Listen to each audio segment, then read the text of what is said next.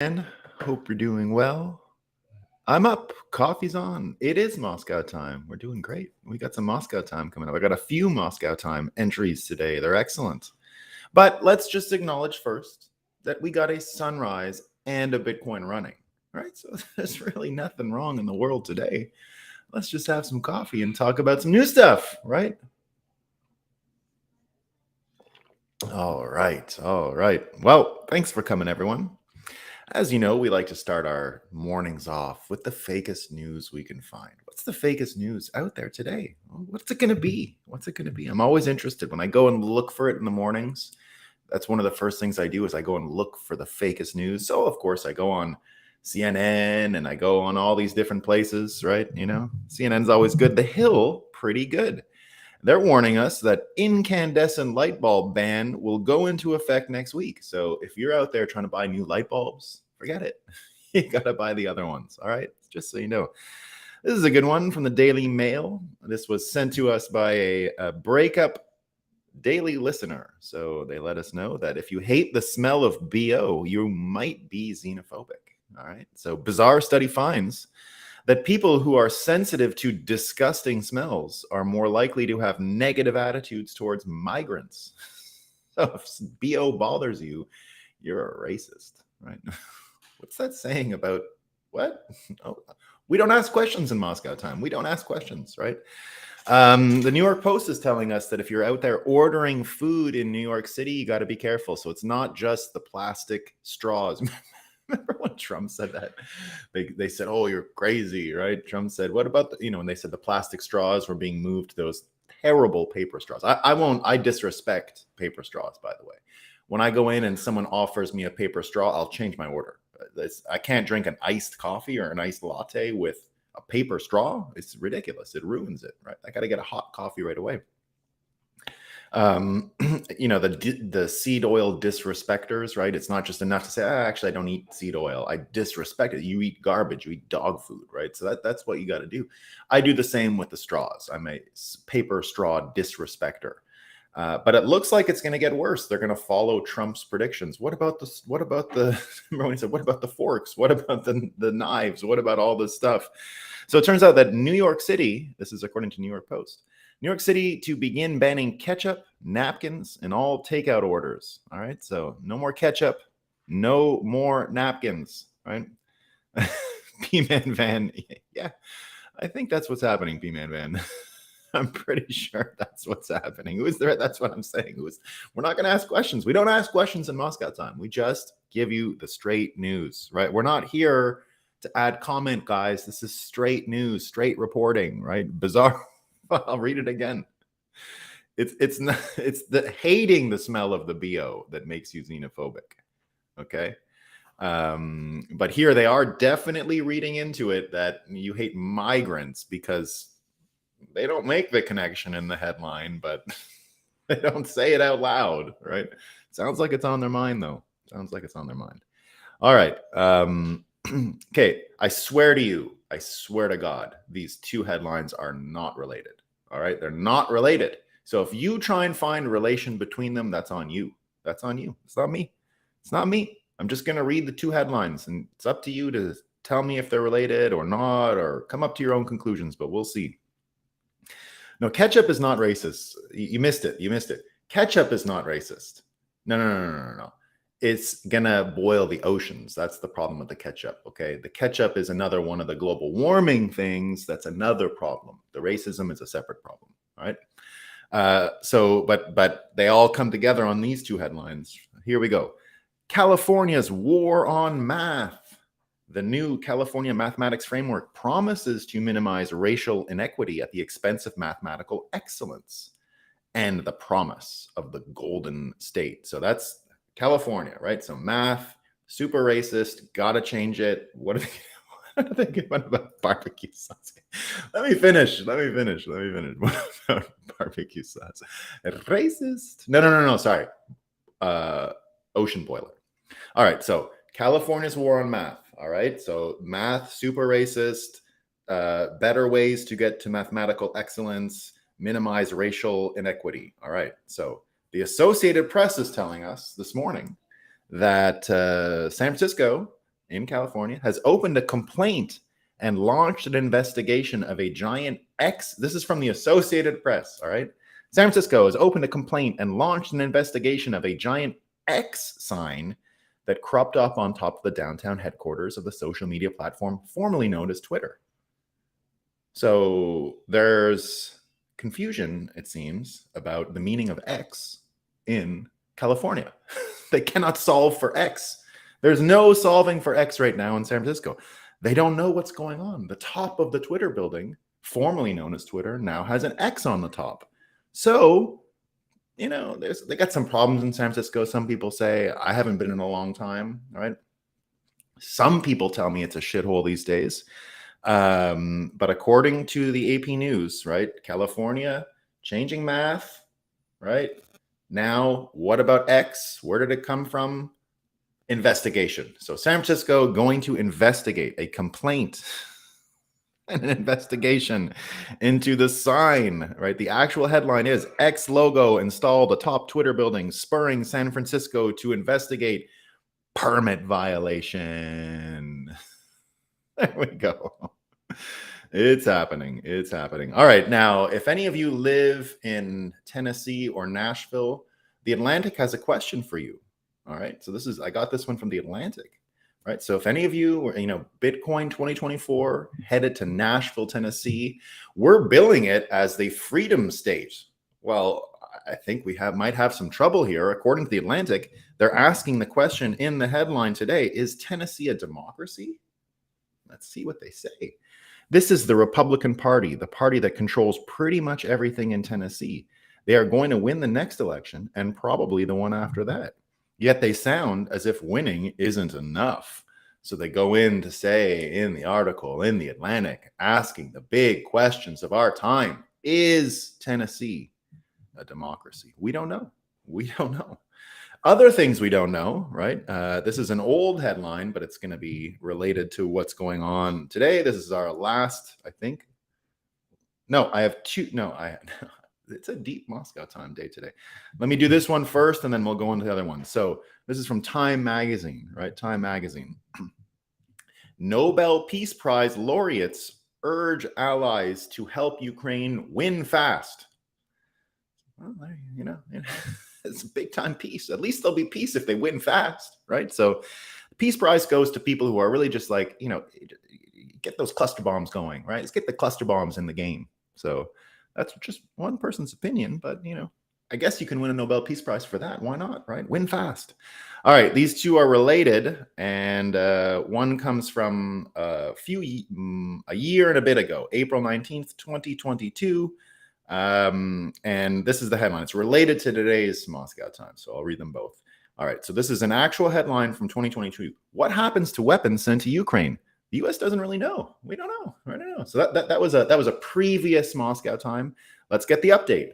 Senate Democrats block oversight office to monitor U.S. aid for Ukraine. That's it. Just that's the headline. We don't need to know. We didn't know in 2022, and we really don't want to find out today. Not good. We don't want to. And so yesterday, this actually happened. The Senate in the United States voted against finding out where the money is going in Ukraine. They don't want to know. Who cares? Come on, guys.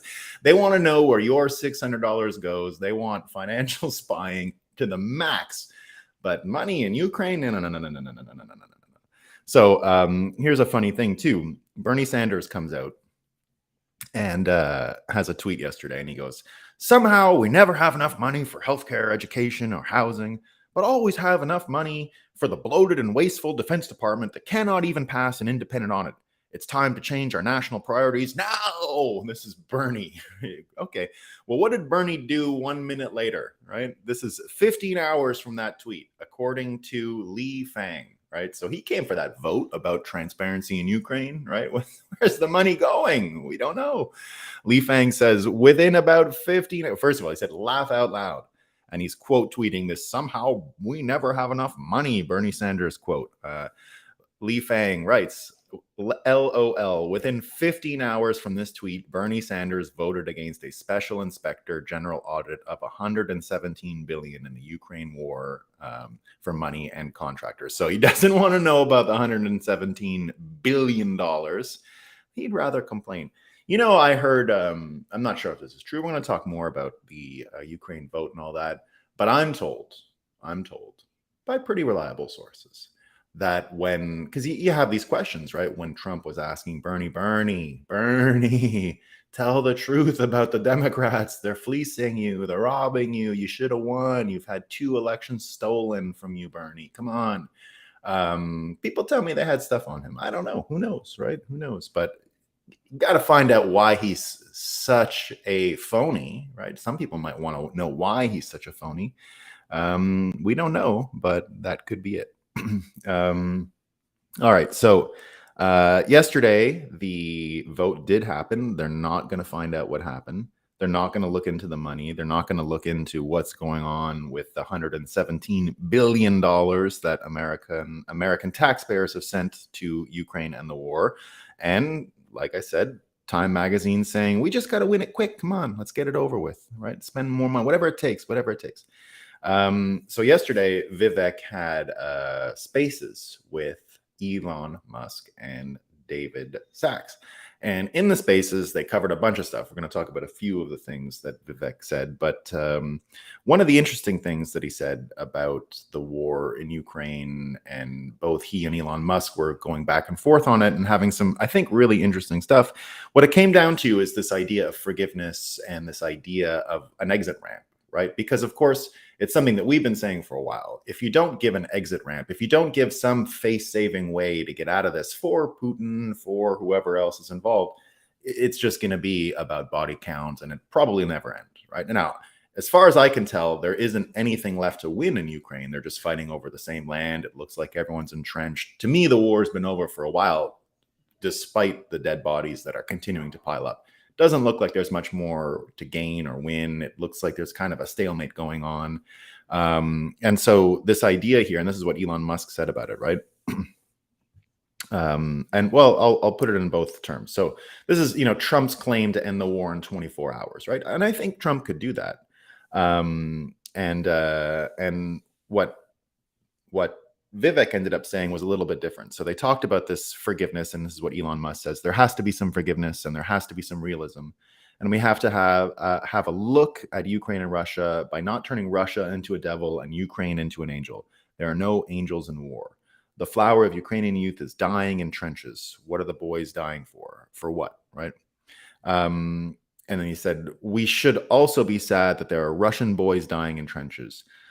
Why are these young men dying? Because of disagreements between old men. Why? And entrenched warfare where only a few miles are exchanged.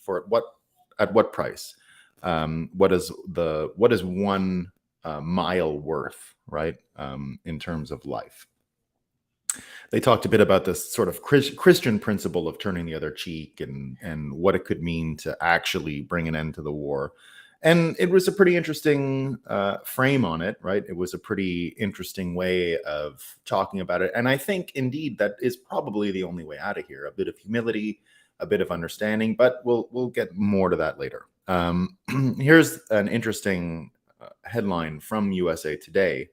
And this is something that David Sachs shared right after the spaces, and it's the following. So you get Time magazine saying, we got to win fast, spend the money. And then you get the Senate saying, no, don't look into the money. Just win fast, spend the money. But then USA Today coming out, and David Sachs is starting to get a sort of punchline all the time. He's doing the wait, what? Right? Where did I get that hat from? Gold 106. You can buy that on Bitcoin Magazine's store. And I think if you go on to the Bitcoin Magazine YouTube, there's a link to buy it. And there's shirts and hats. Weirdly, everyone at Bitcoin Magazine wears this hat now. Everyone's sort of fallen in love with it in the past little while. I think it's a great hat. So here's the headline from USA Today, where he says, Zelensky is in a box. Some experts say Ukraine won't win the war. Updates. So this is just from 2 days ago. And so David Sachs was, wait, what? Because we never heard about this, right? This isn't what we heard about. Time magazine is telling us win quick. So he's in a box. And of course, the simulation winking at us, right? Because Zelensky's in a box, while simultaneously you have Trump caught up in his box story. You know, the boxes hoax, right? What about the boxes? Where did the boxes go? And they indicted the other fellow yesterday or 2 days ago who was managing a leak or water leak or something where the boxes were. So it's all about the box management, right? We still don't know what's in the boxes. We still have no idea what the classified information was, right? No one knows. Nobody has any idea. So Zelensky's in a box, and then you get the Boxgate thing. And so, and even just contrasting Boxgate, right, with what's going on with Hunter, for example, and really now, I think, sort of proof positive about just how crime riddled this family really is and what they've been up to. And weirdly, it's now approaching something that's directly relevant to Bitcoin, directly relevant, which is amazing, which is, again, just proof positive that we're in some form of simulation, because the amount of like stories that keep coming back and connecting to the main narrative, like it's the way you would write a story, like introduce the gun in the first scene and then it comes back, right?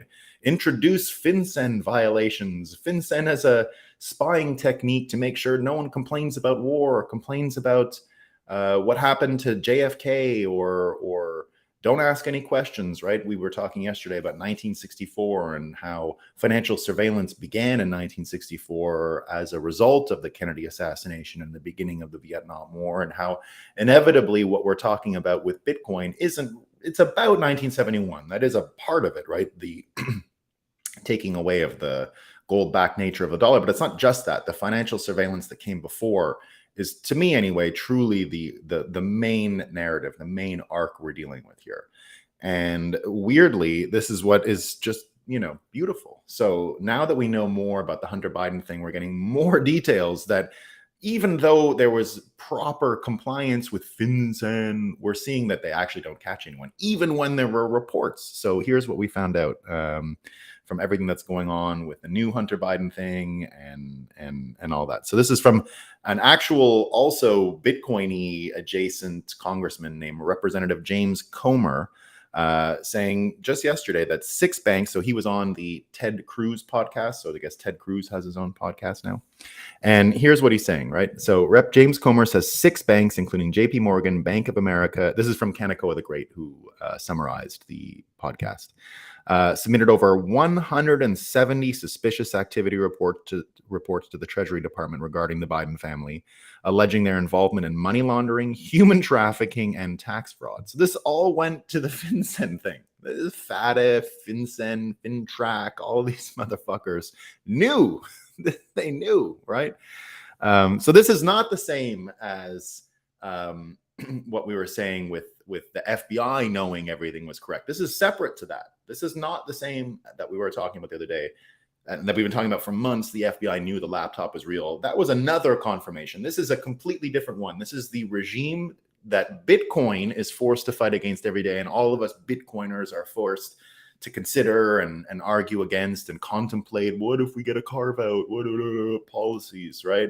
And I've been saying for a long time, no, we don't comply with FATF. In the end, inevitably, with FATF and FinCEN and FinTrack, this is a zero-sum game. We beat them or we lose to them. There is no in between. There is no compliant Bitcoin that has a little KYC here and the KYC, the off ramps. Now, I always believe that KYC the on ramps and off ramps were fine for this sort of liminal space of Bitcoin. As we take over, I never minded the fiat on ramps and off ramps having some form of KYC, not in perpetuity and forever, just to help us grow and get through the 2010s, for example. It was the only thing that when I wrote the Senate report back in 2015 in Canada, it was the only thing that I was like, okay, if this gives us all the cover we need, just a bit of on ramps for the fiat stuff, we can live with that, right? That's not a big deal. And I think that's like making Bitcoin tradable as another currency in any country, which is what we wanted. We wanted to just be a bureau de change and a money transmitting licenses. That was all fine, right, at the time.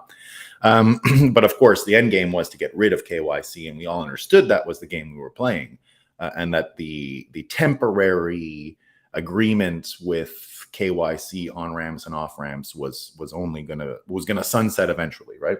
And so here's the case starting to be made for that, right? So what else happened? So the actual FinCEN reports show 170 suspicious activity reports. You know how I got the Senate originally in Canada to get super angry about FinCEN and FinTrack? We almost destroyed FinTrack in Canada before I got into the Bitcoin study. It was because we knew they were never prosecuting people. It wasn't just the Bidens. It was literally everybody. They would make all these reports and no one was getting prosecuted. Nobody. So I got liberals and conservatives angry about that because the regime wasn't working. I can remember in our hearings, liberals saying, so I guess there's no money laundering. I guess you figured it all out. We don't have that problem. You're not prosecuting anyone. You got a regime in place. Must be working, right? If you can't catch criminals, they can't be there, right? But it's a little bit like the argument around the voter fraud in America, right? We didn't find any. We didn't look, but we didn't find any, right? It's the same with money laundering. We didn't find any, but we didn't look, but that's okay. We didn't find any, right? That's fine, right? Because remember, in the in the 2020 election, no one ever looked for fraud, ever. No one has ever looked, really, right? Because how could they? You need to have the firmware, you need to have the machines, you need to have the code base. Did anyone audit the code of the machines? No, right? Was it the firmware? Was it the hardware? Was it the software? Nobody knows. No one knows. And courts can't look at it. The courts aren't capable. They don't know what they're doing, right? They just say, oh, it won't change the result. Done, right? That's when people cite that courts looked at the 2020 election. They did not. They said in each individual case, it wouldn't make a difference. And so we don't have to look at it. If you compounded them all and looked into the software stuff, you'd have a different story. But that was never done and has never been done, right? Just so everyone is aware of that. So let's continue with the FinCEN, FinTrack bullshit. The American banks also raised concerns about wire transfers received by the Bidens from foreign state-owned entities, notably from the Chinese government, allegedly for the purpose of money laundering and tax evasion. The foreign wires were found to be directed towards Biden's business associates before being funneled through 20 shell companies associated with the Bidens. Subsequently, the funds were distributed among various Biden family members. SARs, suspicious activity reports, that's what they're called, are vital documents that financial institutions must file. Now, Kaneko the Great, right? This is a blind spot. They are not vital documents. They're just documents. They don't do shit, right? So vital, if I was editing this, but it's not. It's just Kaneko on Twitter, so that's fine. Vital in the sense that you'll get fined if you don't do it, but that's about it, right? They don't actually look at them, right? Apparently. SARs are vital documents that financial institutions must file with the Financial Crimes Enforcement Network, FinCEN, when they suspect any cases of money laundering or fraudulent activities. Rep. Comer highlighted one specific suspicious activity report linked to a $3 million wire from China to Biden's business partner, Rob Walker.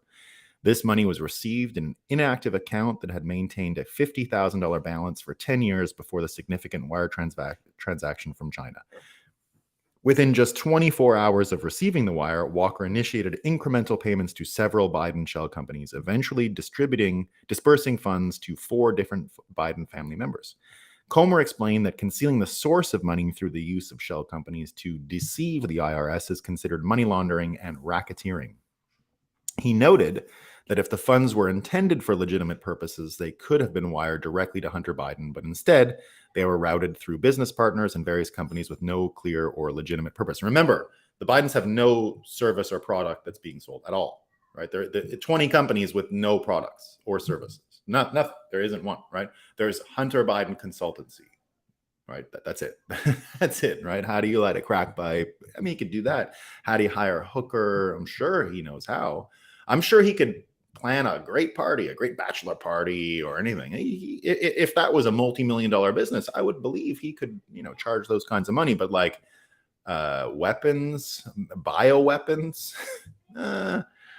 energy, I don't know, Hunter, right? But he's not a bad artist. Let's admit it. He's not a bad artist, right? Not a bad artist. Senator Ted Cruz asked, so the Chinese Communist government was sending the money? Rep. Comer replied, yes. If Hunter Biden was doing something legitimate for China, they could have just wired the money to Hunter Biden, but they didn't, he explained, right? 1 second.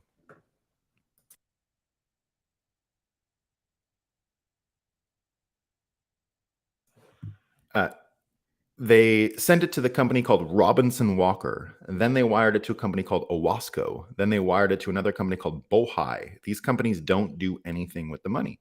Senator Cruz responded, it's just a bucket to pour the water in, then a bucket to pour the water into somewhere else. Rep. Comer said that's exactly what it is, and it was organized. It is like organized crime. When the corporate media foolishly asks where is the evidence that the Bidens committed crimes, American banks have submitted hundreds of suspicious activity reports on the Biden family, alleging their involvement in human trafficking, money laundering, and tax fraud.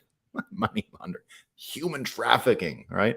Congressional investigators have obtained bank account records and wire transfer statements on 20 shell companies owned by the Bidens, which were allegedly used for money laundering, illegally obtained from China, Russia, Ukraine, Romania, and Kazakhstan. Right? Look at these countries, like they're totally clean, right? Kazakhstan, Romania, right? This evidence is supported by hundreds of thousands. Romania, the country that put the Tates in jail without charges for like 5 months, right? 5 months or something. The evidence is supported by hundreds of thousands of emails, tens of thousands of text messages, photographs, audio recordings, calendar statements, and 10 years of data from Hunter Biden's laptop, which the FBI took into possession in 2019. Now, you got to remember that if it wasn't for the laptop, none of this stuff would have been possible to analyze, right? So it's amazing still that happened. So did you know the Marco Polo report is also even offering any $1,000 reward if anyone can make verifiable corrections to the laptop dossier that they created, the Marco Polo file, right?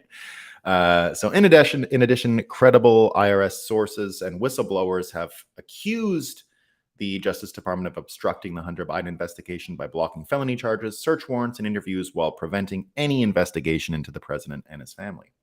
Furthermore, just yesterday, a judge highlighted the unprecedented lenient deal offered by the Justice Department to Hunter Biden, which would result in no felony charges or jail time for tax fraud or lying on his gun form. The DOJ deal would have also granted protection to the first son from any future prosecution related to illegally obtained money from foreign nations as an unregistered foreign agent. What is more corrosive and destructive to our nation than a politicized Justice Department that applies different legal standards depending on whether one's last name is Trump or Biden? Because, of course, everyone is contrasting this with the boxes hoax. We don't know what's in the boxes.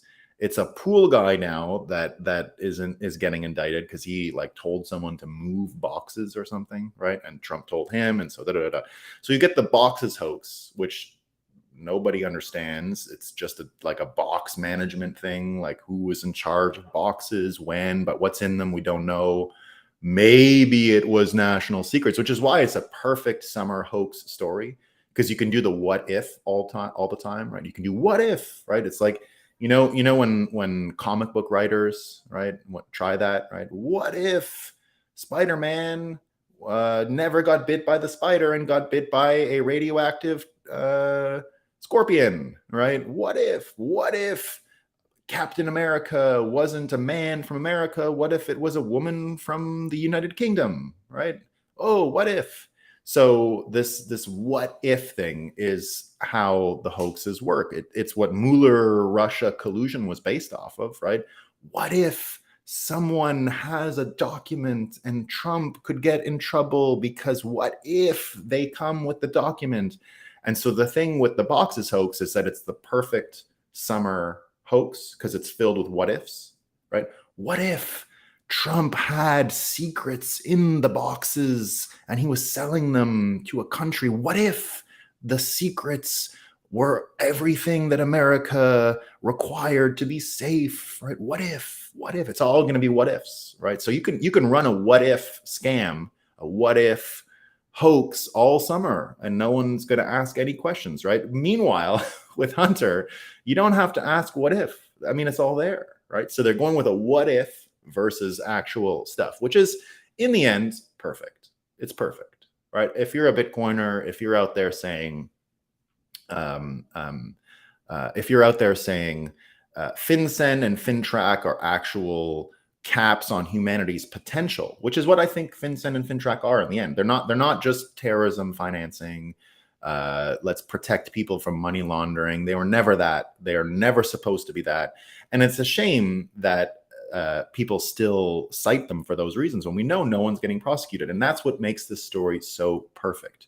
That's what makes it perfect, that it's actually bringing the actual regime, the 1964 regime, follow the money, into highlight view, into vivid relief. And because we can see it now, because it is becoming really obvious, because the narrative is forcing Bitcoin stories into the mainstream in this way, that the enemies of Bitcoin. Remember, I've made this presentation many times. Do you know why we got rid of Hong Kong as a democracy or a rule of law place, or how it became part of China again? Well, it was the same thing. It was the same thing. It was FinCEN, FinTrack, that's the Canadian version. They all adhere to the FATF, the foreign blah, blah, blah, blah, blah, out of Paris. It's the same thing. They coordinate all of this financial monitoring globally.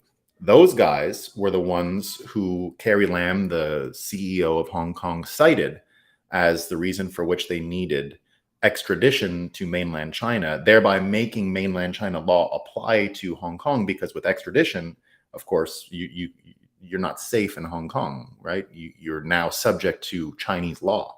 And the whole thing was based on this law. All of it, right, was extradition for money laundering purposes. It wasn't to do if you murdered someone as a Chinese national in Hong Kong. That's not what they were talking about. They were talking about this. Carrie Lam cited the need to extradite to mainland China because Hong Kong wasn't good enough in money laundering. They weren't good enough.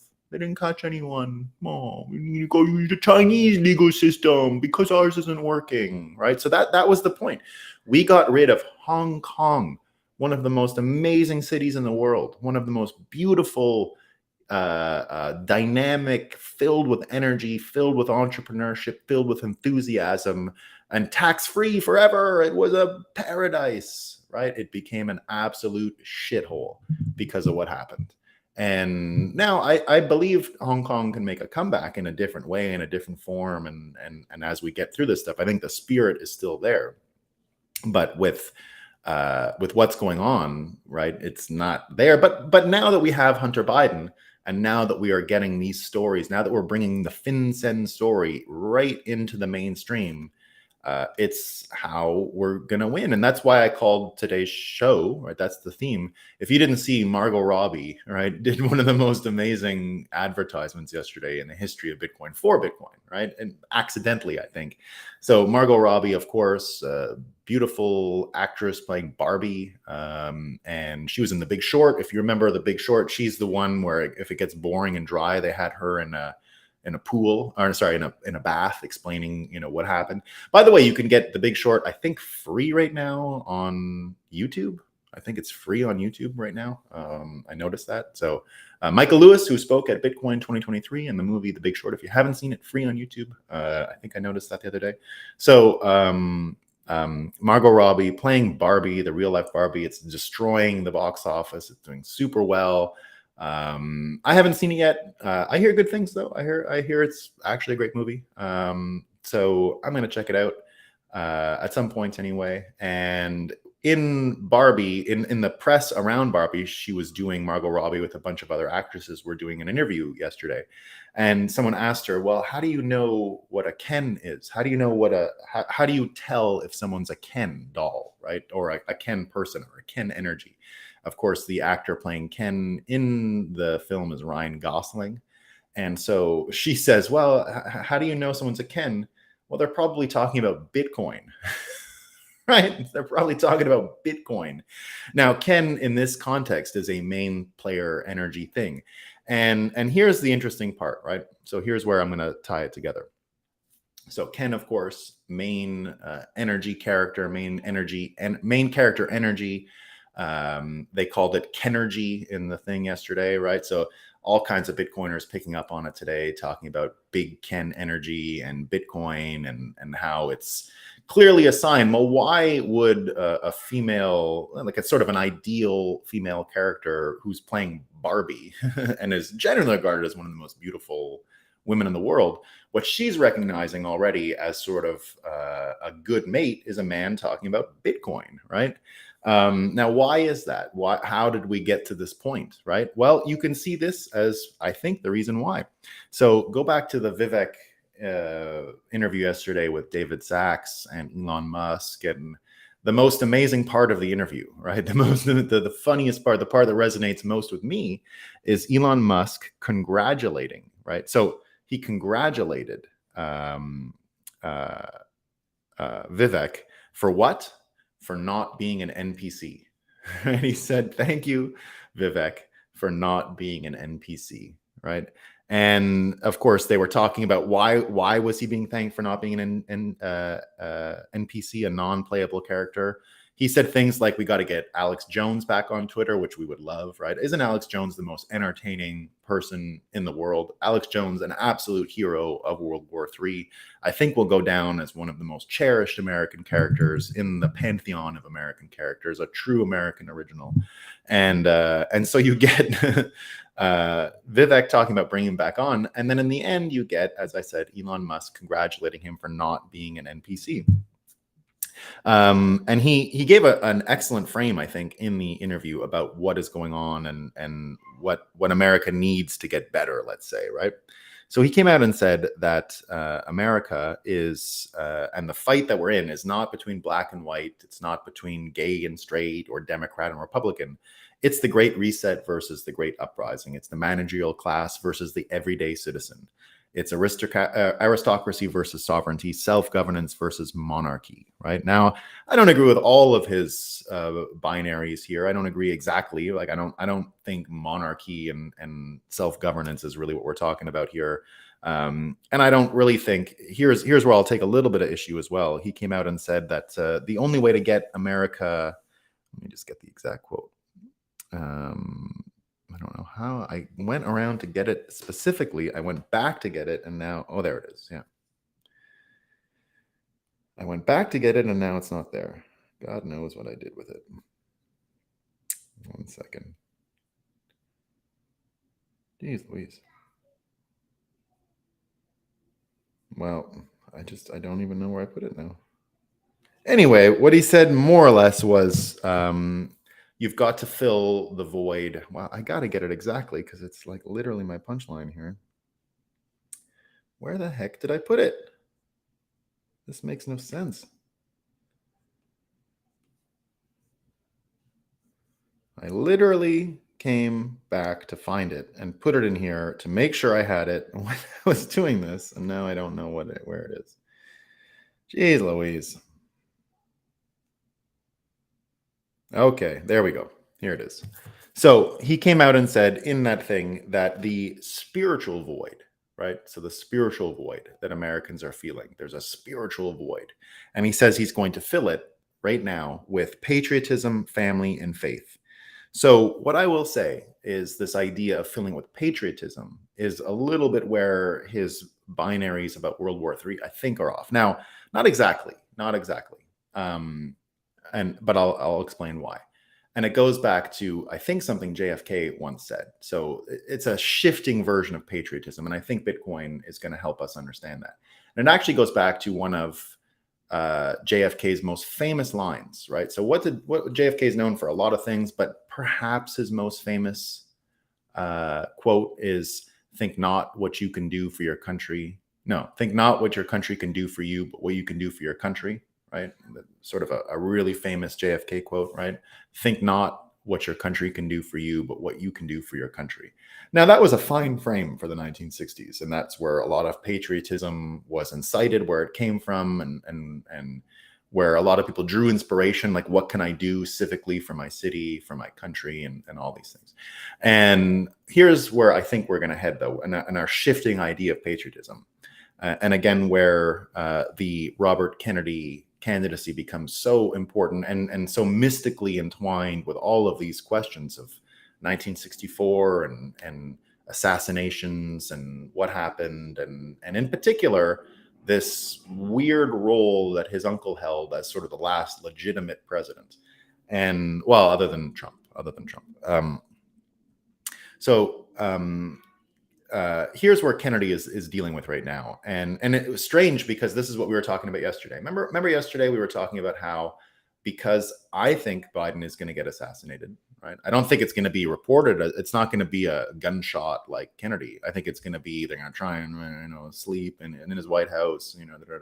I don't think you're going to hear a lot of people reporting on it as an assassination. You will hear some people report it as an assassination, but it's kind of plausible because he's very stupid and he's got a lot of problems in his brain. He's got like low mental faculties right now because he's got the dementia or whatever he's got going on. Right? He's decomposing before our eyes. So it's going to be a very believable narrative. But my argument was that Kennedy would get constant attention because he can talk about assassinations with a little more skin in the game or a little more experience, let's say, than most people. And what happened by the time the show was over yesterday was Kennedy came out and said he's like not getting security detail. So he says, since the assassination of my father in 1968, candidates for president are provided Secret Service protection, but not me. Typical turnaround for pro forma protection requests from presidential candidates is 14 days. After 88 days of no response and after several follow-ups by our campaign, the Biden administration just denied our request.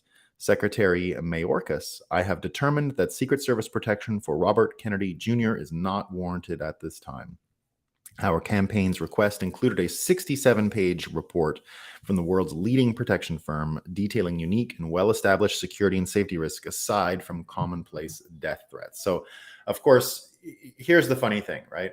When Kennedy ran, I'd say like 90% of Americans said, that's dangerous. You're a Kennedy running for president? It doesn't usually end well. Right? It's not a great look for living, right? It doesn't work.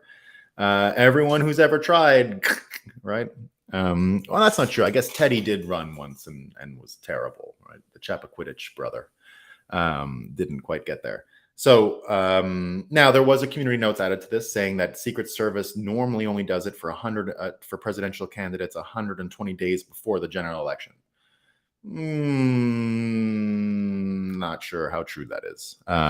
So that's what readers said, right? They're saying he's got a whole year before he gets protection, but it's still under their discretion. And for Mayorkas to say, well, I don't really think you need it.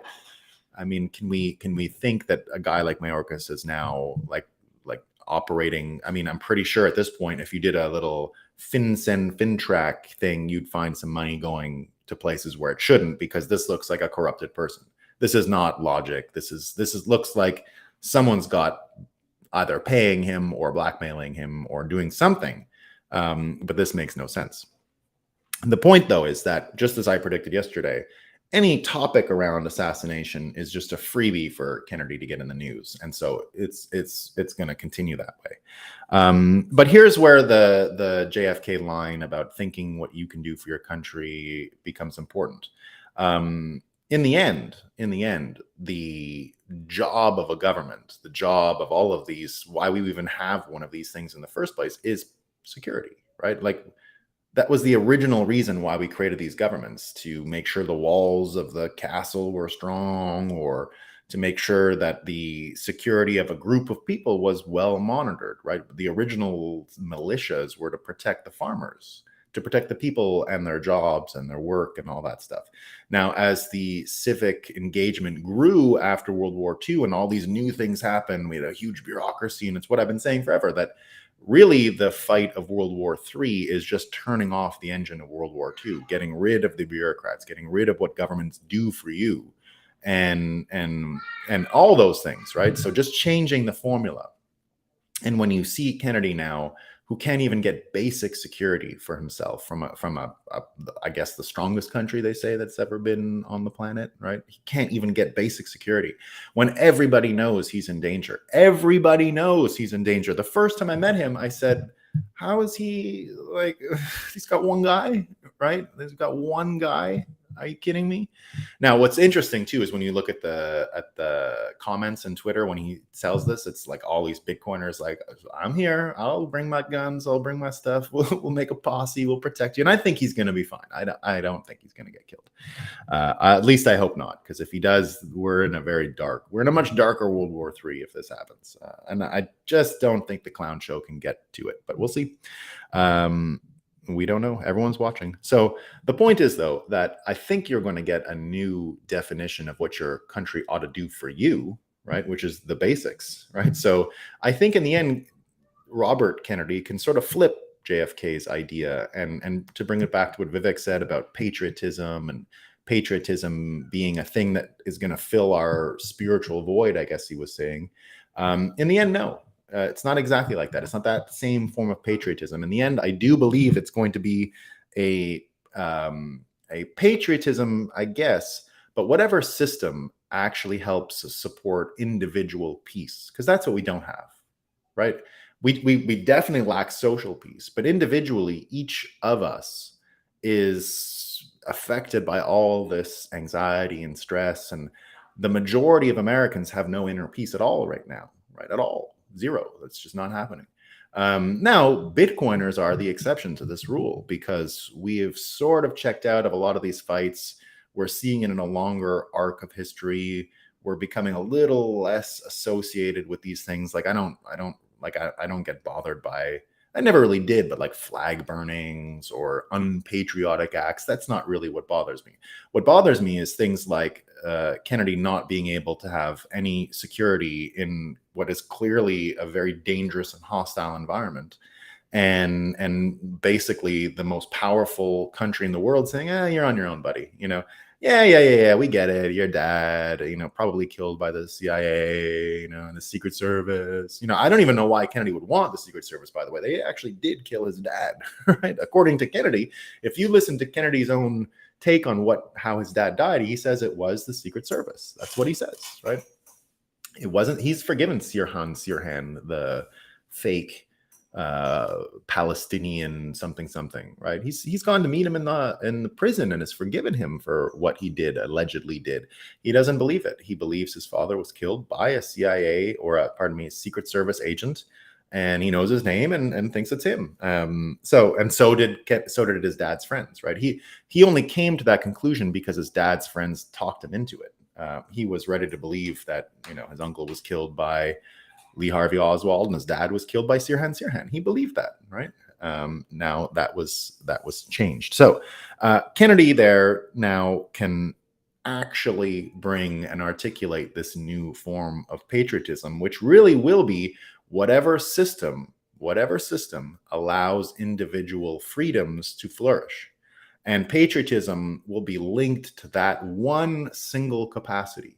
And that's security is still a part of it, right? But basically, whatever system gives a person individual peace is going to be the one that wins. So whatever system is supporting individuals, a lot like what Vivek is saying, when he's saying patriotism, family, and faith.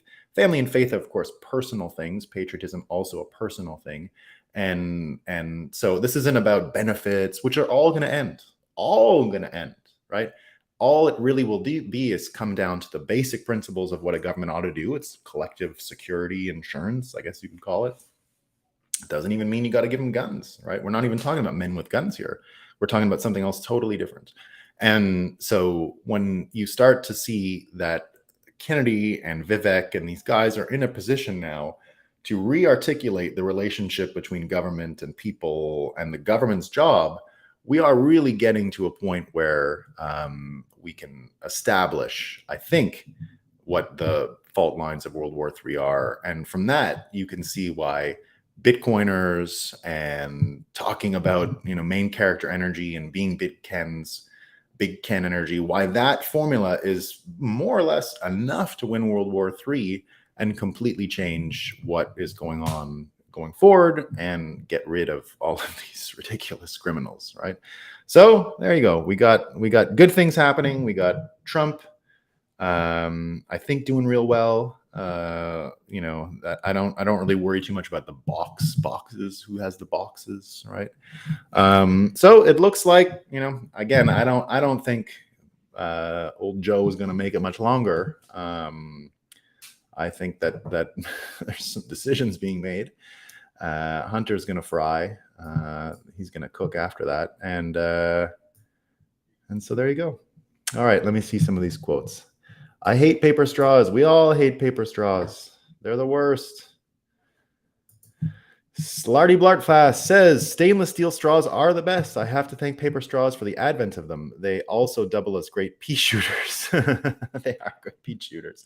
My problem with the stainless steel straws is that they're annoying to clean, and I have to clean them, which I don't like either. And I got to carry them with me, which I can't do. I do like some of these places have the on the cold drinks now, just the sippy cup. That I like. That I'm fine with. That's okay. But I like my straws just plain and simple the way they were.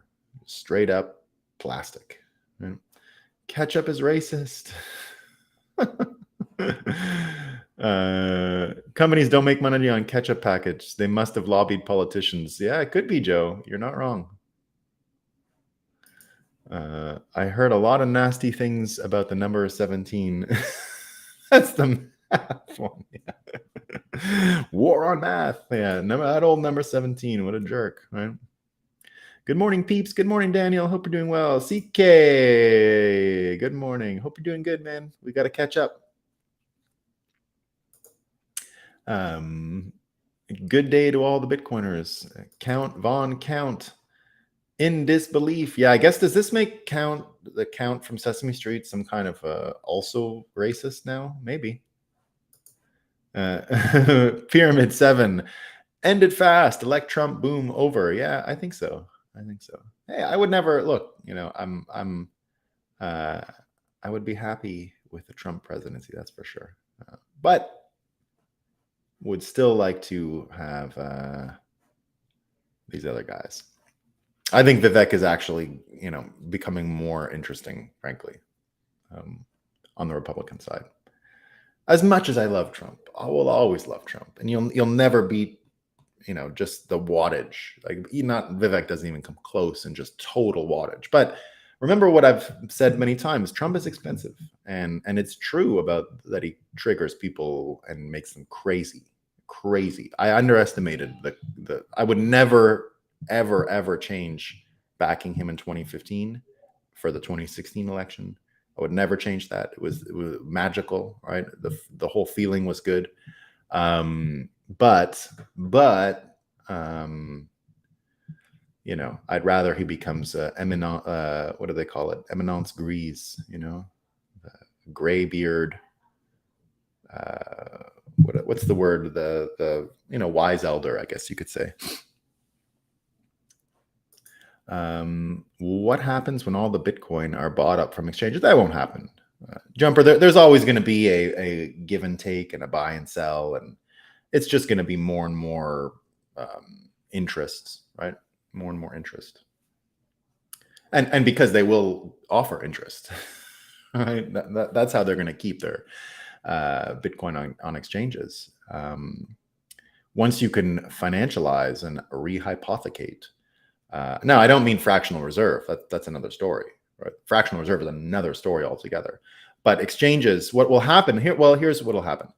Exchanges' number one data point in free banking, anyway, in the old days before fractional reserve banking, how much money a bank had in its reserves, how much it was actually deposited there, was the signal that they would share to get confidence in that bank. That's what was removed from fractional reserve banking. So I've already, when I was with Kraken, that was my main advice: build a data tool that shows how much people have deposited in these non-fractional reserve accounts, and almost like total assets under management or total deposits. They're not under management, but it's the same idea, that signal would be the thing that would bring confidence to a platform, right? So we have 1 million Bitcoin deposited on our exchange, and because of that, we're able to offer X amount of, shitcoin, dollars, US trash tokens as yield for depositing your Bitcoin. So, or it will even be sats, right? So there's a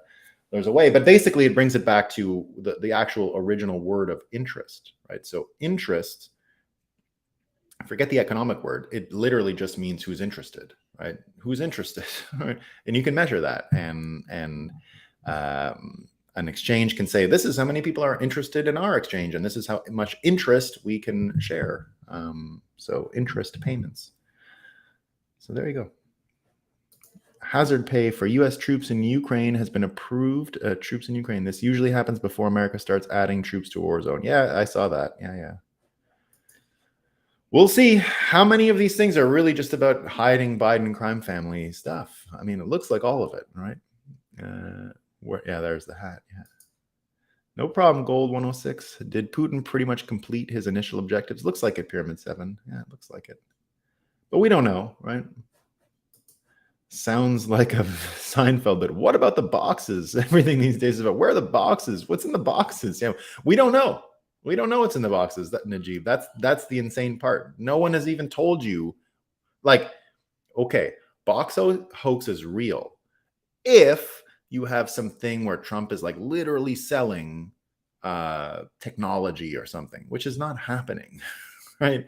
It's probably like, here's the battle plan for Iran. And it's like, first, we're going to bomb them with planes, which everyone on the planet knows is going to, like, that's why you have the planes, right? So you can, have air superiority first, right? Like it's like military 101. So I imagine it's there. And even the audio recording, you hear him saying that basically in the audio recording, he's saying when he's flashing the documents that he caught the deep state trying to F him as commander in chief. Right. And that's the thing that he wasn't supposed to do in the audio clip. Right. They're trying to say, oh, look, he's admitting to the showing classified documents. Yeah. Classified documents about the deep state superseding his authority. Right. That they don't finish the sentence. Right. That's what he's actually complaining about. Clout Casino. RFK was interviewed by Sean Hannity. Yeah, Sean Hannity's not the smartest. He made Sean sound like a moron. He is a moron. Sean uses stupid speech like Putin evil, Putin bad because he thinks his audience is retarded. RFK embarrassed him. I didn't watch it for that reason, but I believe RFK would easily run circles around this guy. This is not someone who is capable, or he's capable, but he wears a CIA pin on his jacket, guys. Forget him, right? Mockingbird asset. 100% Mockingbird asset.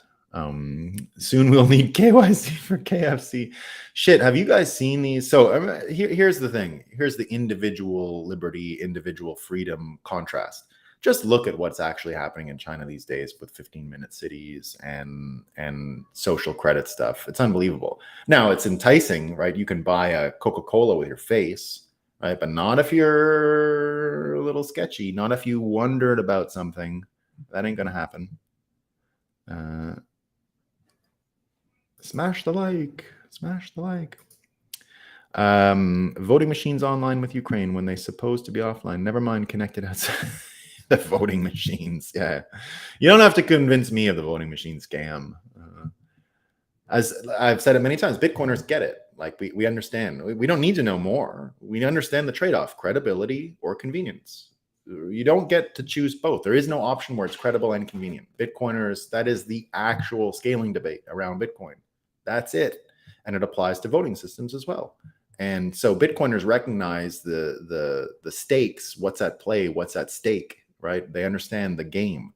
So that's how we understand the voting thing better. We don't need to know. Like, do I need to know that Ethereum with its weird confirmation mechanisms and no proof of work mining, do I need to know more that they traded credibility for convenience? No, I don't need to know more. I don't need to know the details, right? I know what they did. They chose convenience over credibility, and therefore you have a major shitcoin, right? That's the definition of a shitcoin. You really think Hunter painted it? Maybe. I don't know. I mean, I wouldn't slarty blard fast. Maybe not. But they're okay. He's done enough hard drugs to have some perception of art. I don't know. I wouldn't waste any time hating on Hunter for not really painting the pictures, right?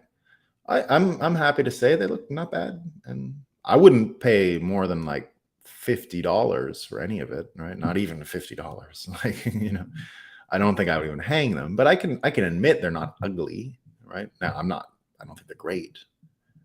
I think most, like a B+ art student could do it.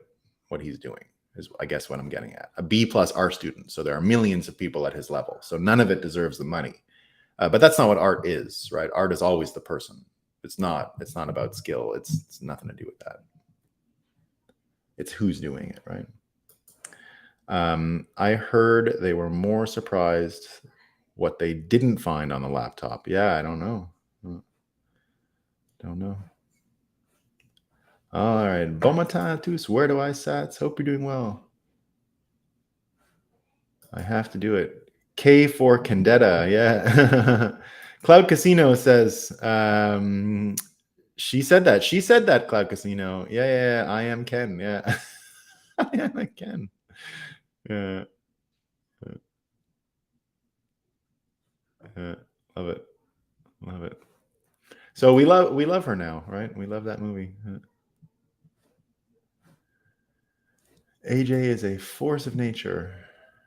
Absolutely energetic, humorous, prescient personality. Yeah. CK, I'm not always losing my notes. Okay. One note. Just do one. I do one. Well, what I do is a photo album.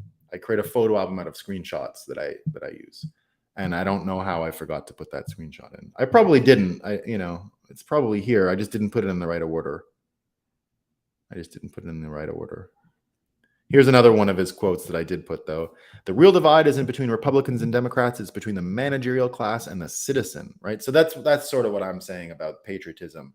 Whatever system actually allows individualism to flourish, that is, individuals using Bitcoin in the end, right? That's one of the main definitions of individualism going forward, I think. So there you go. Thinking Biden to go the old pillow stuff. Yeah, I think so. That's what I think. Winsome Hacks, low mental faculties keep you from being murdered. You don't need to assassinate them. They just do what you want anyways. It's the ones. Yeah, but he can't skate anymore, Winsome. So my prediction here is just that he's too compromised and he's too slow to get them out of the trouble they're in. So you need a new hoax. And what I was saying yesterday, it's that they know they can get away with it, right? Once you put something like the aliens thing, what you're really testing is your reach, your capacity to hypnotize.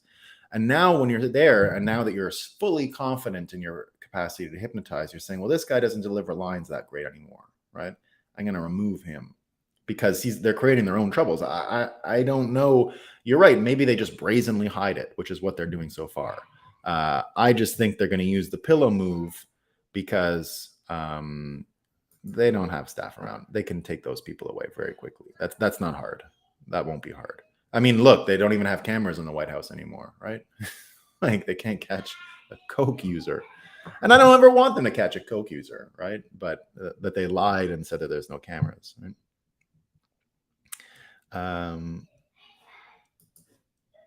Yeah. Slarty Blard Fast. That's what I'm saying. I don't think he wants those guys around him. I don't think he needs. I wouldn't take the Secret Service, but it is amazing that they're treating him this way.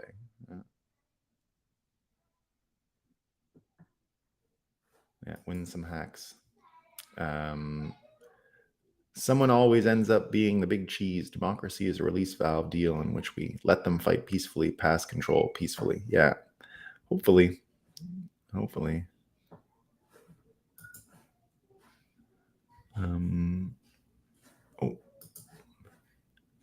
He needs max security. I don't trust the political establishment. Yeah, neither do I. Does anyone else remember Neil Stephenson's The Diamond Age? The entire book is starting to look like a freaky prophecy. No, I'm going to go look at that, though. I'm a Neil Stephenson fan. Never heard of that book. Yeah, I'll have a look.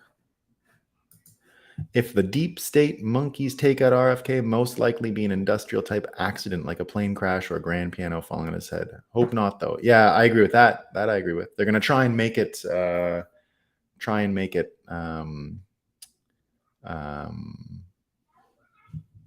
look accidental. But again, I think Biden goes first.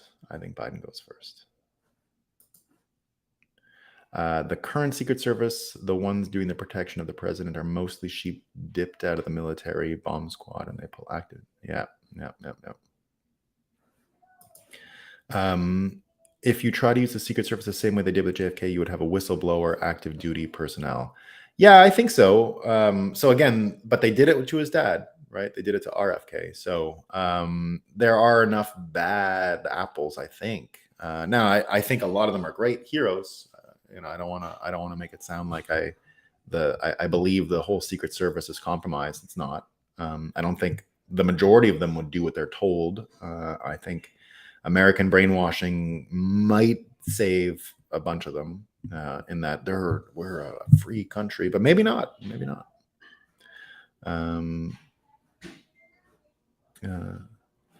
I did that detail as a U.S. Army guy. Oh, wow, Cloud Casino. They completely restructured the service details since JFK. Well, thanks for the info. I didn't know any of that stuff. I didn't know that stuff. Bitcoin sounds too good to be true, but it's true. Maybe that's why most are not stacking sats. Yeah, but it's you got to see it. I like my straw, like my creamer, non-existent. Yeah, we don't. We go for usually black. I put a little dab of milk into mine. Exchanges will always have sats. Yeah. Yeah, even my boomer parents don't trust him. Yeah, I mean, he's good for content, right? He does a good thing. But Trump, in addition to Secret Service, had his own personal security because of the Kennedy assassination by the SS. Yeah, I believe that. Yeah. I see, whenever you see Trump get out of a car in New York, or wherever he is, and you see how serious these guys are. I mean, they love him. You can tell the people around Trump love him for his security. I don't think he's gonna get knocked off by one of them. We can have all the votes on blockchain. Obviously, the Democrats don't want that because they love cheating more than anything. Hey, Republicans cheat a lot too, man. You can't let the reason why it's not getting solved, right, is not because the Republicans don't have the power to change it. They do. They could do it. They could make that a priority today. It's just different cheating in different states, right? So because the Republicans have created a better cheating system in different states, they don't really want to get talking about that, right? So that's why no one's interested in fixing the vote thing. Nobody, other than Trump and a few others. But again, Trump should just if Trump made one policy, that's it. He could shut his mouth, and I would say he wins if he just said, "I'm going to fix the next election." As far as fix the election system, sorry, not fix the election.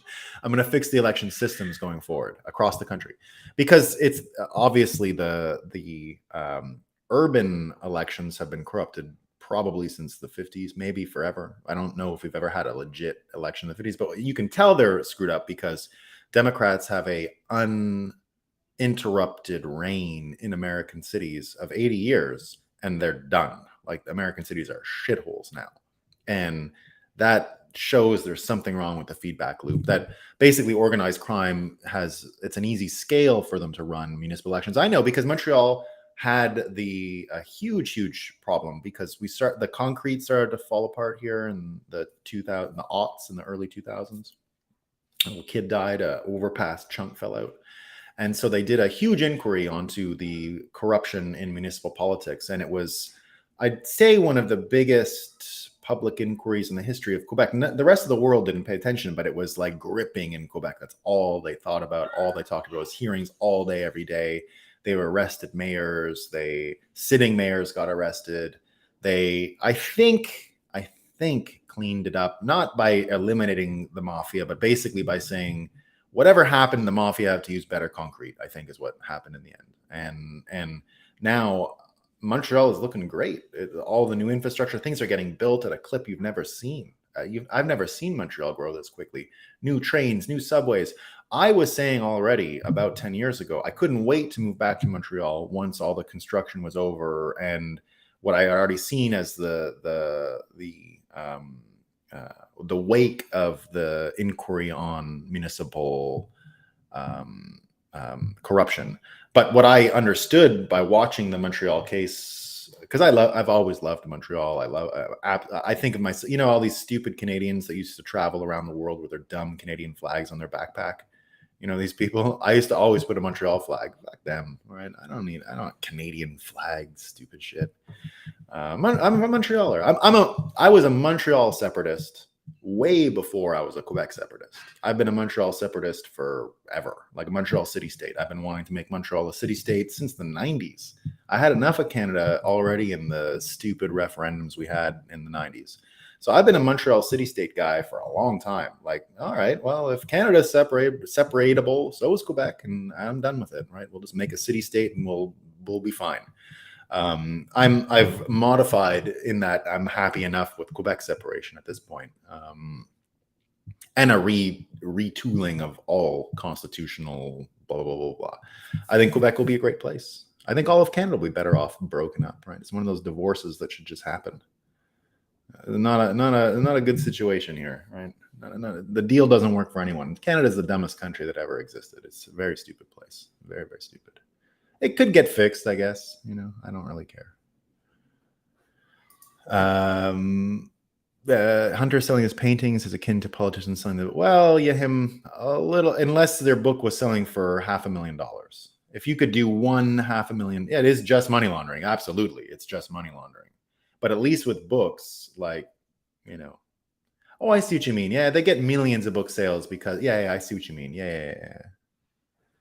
And Slarty Blardfaz, never thought I would be watching a Barbie movie. Now I guess I have to. Yeah. Isn't it amazing? Isn't it amazing that we're that's what she said, that it is big Ken energy is to talk about Bitcoin. That's how you can recognize a main player character, which is perfect. It's perfect. It's the best marketing you can get. The current it girl saying that the alpha males that she recognizes as these people are, you can tell because they talk about Bitcoin. It's perfect. It's perfect. Yeah. If you want to know what the Secret Service will do, just look at Rome. Yeah, absolutely. Yeah, I agree.